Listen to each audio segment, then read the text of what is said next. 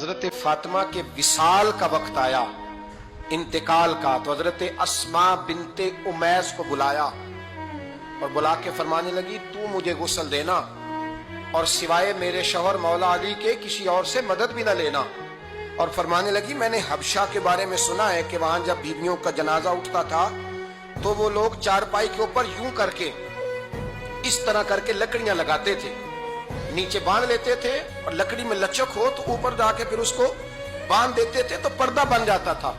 فرمایا میں نے علی کو بتا دیا ہے، تمہیں بھی بتا رہی ہوں، جنازہ میرا رات کو اٹھانا اور لکڑیاں لگا کے نا تو اوپر پردہ کر لینا، میرے وجود پر پڑی ہوئی چادر پر بھی کسی کی نظر نہیں پڑنی چاہیے۔ رات کو جنازہ اٹھانا اور رات کو مجھے دفن کر دینا۔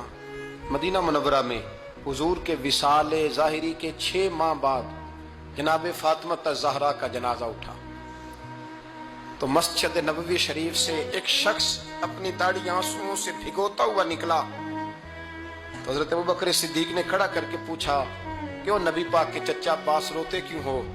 حضرت عباس کہنے لگے پہلے حضور گئے تھے، اب نبی پاک کی تصویر بھی چلی گئی۔ کہا کیا ہوا؟ کہا جناب فاطمہ کا وصال ہوا۔ پھر سے ایک دفعہ مدینے میں رات آئی، پھر سے شام ہوئی، پھر سے جنازہ اٹھا۔ شیر خدا علی المرتضیٰ رضی اللہ تعالیٰ عنہ نے، حضرت عباس نے، حضرت قسم بن عباس نے، حضرت عبداللہ ابن عباس نے تدفین سے فارغ ہوئے۔ ایک روایت ہے کہ حضرت عباس نے جنازہ پڑھا اور ایک مستند روایت ہے کہ حضرت ابوبکر صدیق نے جنازہ پڑھایا، اور جب جنازہ پڑھا کر کے باہر نکلے تو حضرت علی شیر خدا کی آنکھوں میں آنسو تھے۔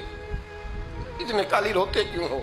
فرمانے لگے صرف فاطمہ نہیں بہی، مصطفیٰ کریم کی امت کے لیے دعائیں کرنے والا ایک بڑا ہاتھ رخصت ہوا ہے، ایک بڑا ہاتھ۔ جناب فاطمہ الزہرا نے 29 سال کی عمر مبارک گزاری۔ میں نے پہلے بھی ایک دفعہ یہ موضوع بیان کیا تھا تو میں نے بات کر دی تھی، کیونکہ میں نے نہیں کی، وہ بات کسی اور کی ہے، کرنی بڑی ضروری ہے۔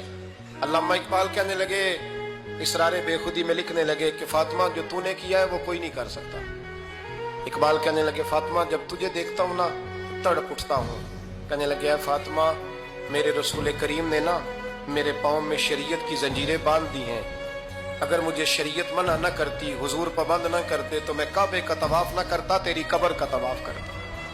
فاطمہ تو نے 29 سال میں وہ انقلاب برپا کیا، امت پر وہ رحمت کی۔ علی کے گھر کی ہے عزت علی سے سنتے ہیں، نبی کے گھر کی ہے عزت نبی سے سنتے ہیں۔